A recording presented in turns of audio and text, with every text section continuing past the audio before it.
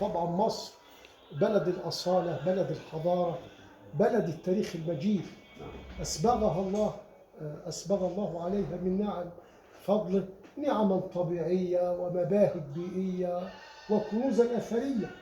وده طبعا النيل العظيم هنا الخالد رمز الإلهام والعطاء ونبع الوفاء والنماء، صاغ على ضفافه وبين أحضان واديه أعظم حضارة الأمة. وهذه هي الأرض الطيبة والمروج الخضراء تتعانق فوق ثراها. هامات المساجد والكنائس كلها تسبح بحمد الله. وطبعا لا يسعني إلا أن أتقدم بخالص الشكر والتقدير لمن راح يمكن لشعبه مكانا مرموقا في أعلى عليين، ويؤثره بموقع في الوادي الأمين، قاطعا على نفسه العهد والقسم العظيم بأن يرفع أعلام مصر خفاقة بين العالمين. أوجه تحية إجلال وتقدير للرئيس عبد الفتاح السيسي.